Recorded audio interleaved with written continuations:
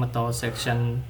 ទី2 part 2 ចឹង part 2 គឺយើងធ្វើការទៅ install នៅ extension មួយចំនួន so អញ្ចឹងអ្នកនរគ្នាបាន install VS Code ហើយត្រូវបន្តមកទៀតយើងត្រូវចូលមកអីគេគ្នាយើង extension អញ្ចឹងគ្នាយើងចូលមក extension ដើម្បី install នៅ extension មួយចំនួនដែលយើងត្រូវប្រើនៅពេលដែលយើង run website របស់យើង run HTML file របស់យើង so អញ្ចឹងគ្នាចុចមក extension បន្តមកគ្នាយើង search ពាក្យថា live server អូខេអញ្ចឹងគ្នាយើងបង្កើតជាឃើញនៅពាក្យថា live server ខាងនេះហើយត្រូវ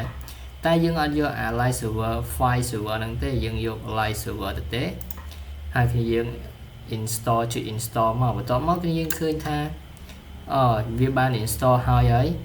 ចឹងបន្ទាប់ពីគ្នាយើងបាន install ហើយគ្នាយើងចុច close វា and then គ្នាយើងចូលមកកាន់ setting management ហ្នឹង and គ្នាយើងចូលទៅ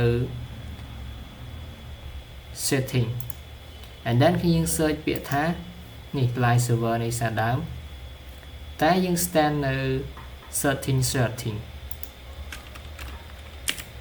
ចឹង setting sorry គ្នាយើង search ពាក្យថា live server ដដែល the same live server បន្តមកគ្នាយើងឃើញថា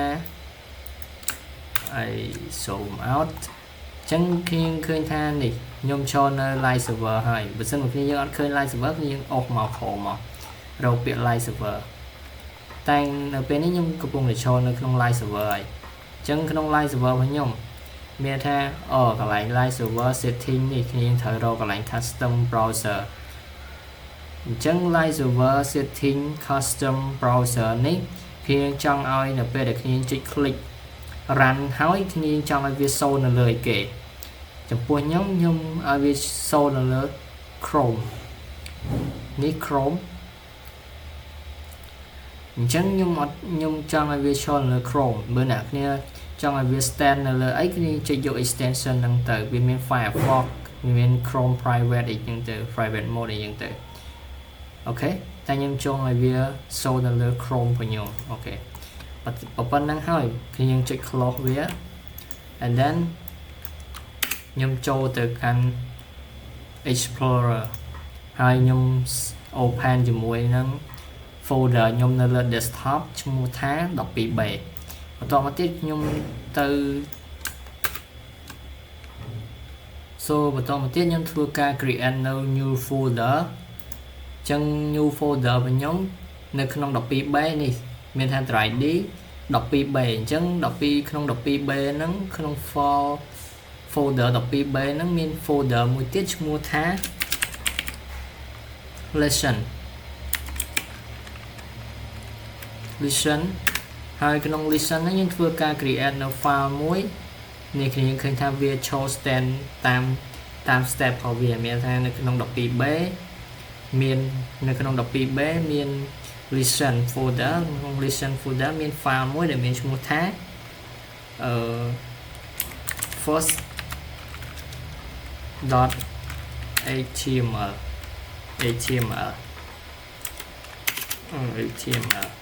ហើយគ្នាចុច enter អូខេបន្ទាប់ពីគ្នាយើងចុច enter ហើយគ្នាចង់សរសេរ HTML យើងត្រូវ search shift ហើយទាំងសញ្ញាឧទានតន់អូខេអញ្ចឹងគ្នាចុច enter មកគ្នាវានឹងចេញ form មួយតម្រង់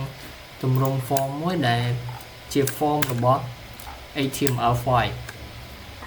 តន់បានទេអញ្ចឹងតម្រង់ form ប៉ុណ្ណឹងគឺជាតម្រង់ form របស់ HTML file so អានេះគឺខ្ញុំនឹង detail តាមក្រោយអានេះខ្ញុំ detail តាមក្រោយso ខ្ញុំនឹងបញ្យល់លម្អិតនៅពេលដល់មេរៀននេះ so អញ្ចឹងខ្ញុំធ្វើការលុបអានឹងចោលសិនហើយអានេះក៏ដូចគ្នាខ្ញុំនឹងធ្វើការបញ្យល់នៅមេរៀនក្រោយទៀតដោយសារមេរៀនយើងរៀនអត់ទាន់ដល់អញ្ចឹងមេរៀនក្រោយខ្ញុំនឹងបញ្យល់បន្តទៀតអញ្ចឹងខ្ញុំធ្វើការលុបអានេះសិន so យើងនិយាយពី doc type HTML អញ្ ចឹងនៅក្នុង doc type HTML ហ្នឹងនេះខ្ញុំឃើញថា create a form doc type HTML ចឹង doc type HTML ហ្នឹងមានន័យថាម៉េចគ្នាយើងចឹងនេះ definition របស់វា meaning ចឹង tag doc type ហ្នឹងវា define ទៅលើ HTML version use the document in this case is HTML file អញ្ចឹងមានន័យថា doc type ហ្នឹងជា information របស់ HTML file មានថា version របស់ HTML file បើសិនបើគ្នាយើងអត់សរសេរ doc type នេះខ្ញុំសរសេរតែប៉ុណ្្នេះអានេះគឺជា HTML version ចាស់មានថា old version របស់ HTML file តោះណាអូខេអញ្ចឹងខ្ញុំធ្វើការ rewrite ថាថ្មីអូខេអញ្ចឹងយើងបាននេះអញ្ចឹងមក meta នេះវិញគឺ meta tag meta គឺវា give the browser some metadata about the document the charset attribute declare and character encode modern HTML document should aware use UTF-8 ឲ្យវាស្គាល់ language ថា language ហ្នឹងជា language អីហើយពេលខ្លះគឺយើងអត់ត្រូវតម្រូវឲ្យមានអាហ្នឹងក៏បានដែរវាអត់ requirement ទេហើយនៅក្នុង HTML ហ្នឹង the meta tag វា doesn't not request a closing tag មានថាវាអត់មានអា closing tag ចឹងទីទៀតខ្ញុំនឹងបញ្យល់លម្អិតពី closing tag នឹងម៉េចហើយ open tag នឹងម៉េច and this title វា show នៅលើ browser របស់យើងទីទៀតខ្ញុំនឹងបង្ហាញថានេះអានេះ closing tag ហើយ body គឺជា plot មួយដែលយើង display content របស់យើងថានៅក្នុង body របស់យើងត្រូវមាន content អីខ្លះអូខេហើយ x1 x2 ខ្ញុំនឹងសូចឹងយើងទៅធ្វើការ សេកូដទាំងអស់គ្នាចឹងអានេះខ្ញុំធ្វើការលុបវាចេញសិនគឺយើងអត់ទាន់រៀនដល់ទេនៅមេរៀនយើង so អូខេអញ្ចឹង tag element របស់យើងនៅក្នុង HTML file form គឺមាន3សំខាន់ទី1គឺ head សម្រាប់ link យើង set link ដាក់ចូលក្នុង head ឬក៏ title ឬក៏ style inline អីហ្នឹងទៅឬក៏ link ចេញពី JavaScript អីមកហ្នឹងទៅបន្តមកទៀត HTML សម្រាប់ក្តោប form HTML របស់យើងហើយ body នេះគឺជា body ដែលក្តោបនៅ content នៅ raw element ដែលយើងប្រើដើម្បី display លើ web page របស់យើង so អញ្ចឹង title នេះខ្ញុំសូមធ្វើការលុបចេញសិនខ្ញុំអត់ទាន់ប្រើវាទេអូខេខ្ញុំទុកវាចំហចោលខ្ញុំមកប្រើនៅក្នុង body វិញអញ្ចឹងខ្ញុំមកប្រើនៅក្នុង body វិញអញ្ចឹងនៅក្នុង body គឺយើងរៀនទៅដល់ heading មេរៀន heading សិនមេរៀន heading ចឹងនៅក្នុង heading គឺយើងមានការប្រើប្រាស់ heading គឺយើងចឹង section heading គឺយើង using heading គឺមានពី h1 to h6 អញ្ចឹង h1 to h6 ហ្នឹងខុសគ្នាមិនមានថា character ឬក៏ width នៃ h1 នៅក្នុង content របស់ h1 ហ្នឹងវាខុសទំហំគ្នា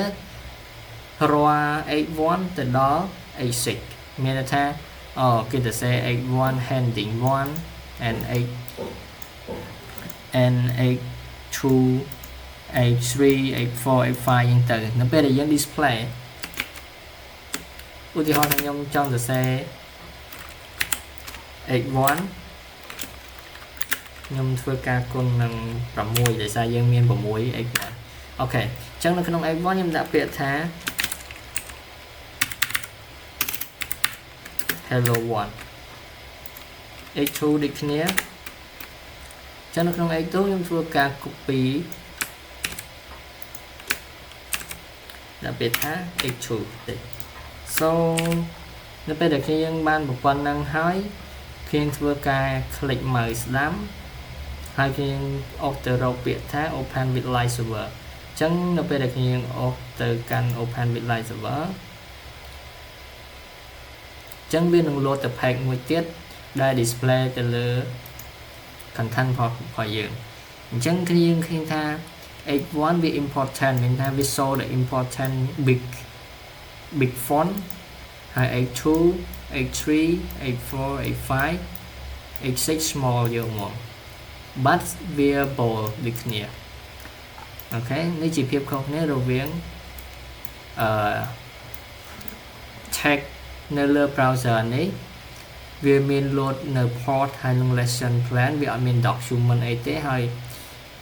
គ្នាយើងឃើញថាវាអត់មានឈ្មោះអីទេបន្ទាប់មកគ្នាយើងអាចទៅមើល package ផ្សេងបានឧទាហរណ៍ថាទៅ ABA so ខ្ញុំ click ABA នេះគ្នាយើងឃើញថានៅក្នុង ABA វាមានទាំង logo វាមានទាំងអក្សរថា home/ABA Bank Cambodia អញ្ចឹងខ្ញុំចង់បានអាពាក្យអញ្ចឹងដែរ so អានេះបើយើងមិញអត់មានអញ្ចឹងតែអញ្ចឹងខ្ញុំចង់បានអញ្ចឹងដែរខ្ញុំទៅធ្វើ title អញ្ចឹង enter មកវាមានថាអាខាងក្នុងនេះជា element ហើយអាម្ដុំនេះគឺជា tag អានេះ close tag អញ្ចឹងនៅក្នុង element title ហ្នឹងវាមាន open tag ហើយនិង closing tag មានថាខាងក្រោយជា closing ខាងមុខជា open tag ហើយអាខាងក្នុងនេះគឺជា element tag element name អញ្ចឹងនៅក្នុងហ្នឹងខ្ញុំចង់ធ្វើការដាក់គេដាក់ពាក្យថា ABA តោះនេះហើយខ្ញុំដាក់ថា slash ហើយខ្ញុំដាក់ថា hello អញ្ចឹងខ្ញុំដាក់ title លើវាហើយខ្ញុំ control S ហើយខ្ញុំទៅមើល browser របស់យើងវិញយើងឃើញថាកន្លែងនេះវា load ពាក្យថា aba.hello អញ្ចឹង section របស់យើងមានប៉ុណ្ណឹងសិនហើយយើងនឹងតទៅ tag ក្រោយទៀត bye